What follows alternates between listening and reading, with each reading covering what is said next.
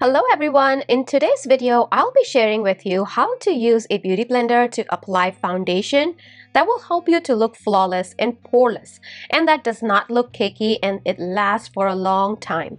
Now using a beauty blender has been a technique that makeup artists have been using for a long time, as using a beauty blender provides a smooth, poreless and flawless base for you to apply other makeup products. Now we all have foundation based on our skin type. We also probably have beauty blender, but a lot of people have questions on how to use it with the foundation to create that natural flawless base that doesn't look cakey and it lasts longer. And that's what I will show you in today's video on how to properly use your beauty blender. There are 5 steps to apply the base using a beauty blender, so let's dive right into it. Step number 1, prime your skin.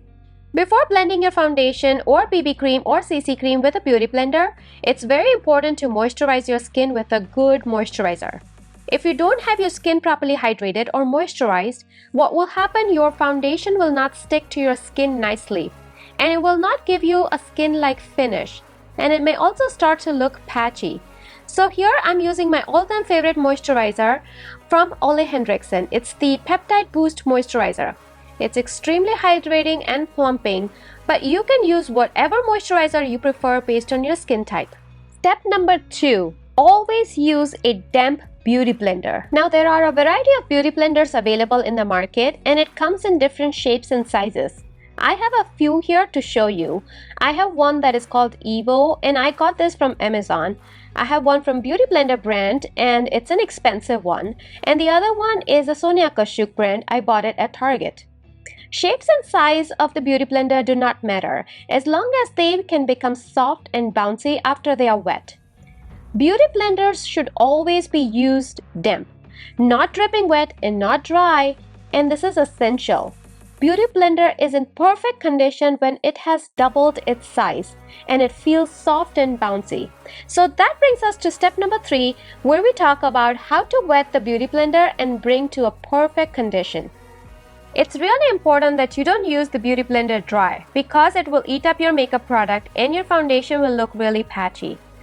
First, take a bowl filled with water. Dip and soak the blender in the water until it soaks up all the water it can and it doubles in size. Then squeeze out all the water. As you can see it in here, it has become really soft and squishy.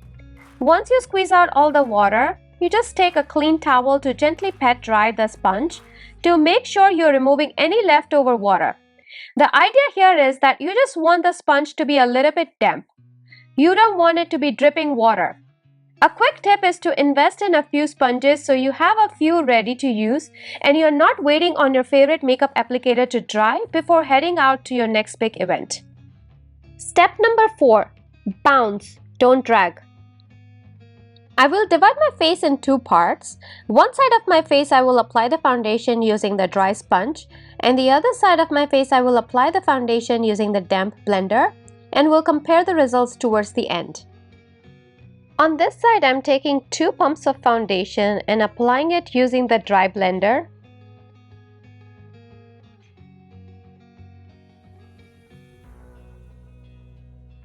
It's not blending well.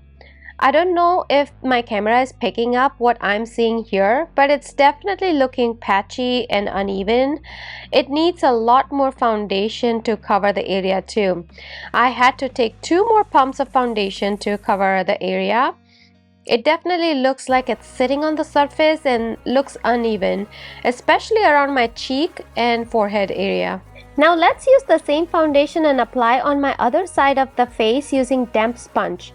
When you're applying your foundation or BB cream or CC cream with damp blender, use a bouncing motion rather than dragging the product. Just do soft bouncing motions and it really pushes the product into the skin because it will allow for seamless blending with no streaks or lines of demarcation, and it will give you the most natural finish. And you can use any side of the beauty blender for bouncing. It can be tip or base for bouncing. Step number 5, fine-tune with the pointed end of your beauty blender. Most of the beauty blenders are designed in a way where the tip of the sponge can help to blend hard to reach places like around the nose and mouth and to apply the product on the apples of the cheek. The rest of the area of the beauty sponge, including the bottom or the base, should be used to apply and blend products on larger areas of the face. Let's compare the results. The side where I use the dry blender looks more uneven and patchy, and the side where I use the damp sponge looks flawless, and I don't visibly see any streaks or unevenness. And final step is to make sure that beauty sponge is properly cleaned and maintained after the application. Remember to not skip this step if you want to avoid unwanted breakouts and unhealthy skin. You can use any liquid soap to wash your beauty blenders and then rinse it off to remove any excess cleanser and water. And that's all I have, my friends, for now. I hope you found this video helpful, and if you did, please remember to like and subscribe to my channel. And let me know what are the kind of videos you would like to see from me in future. Until next time, bye!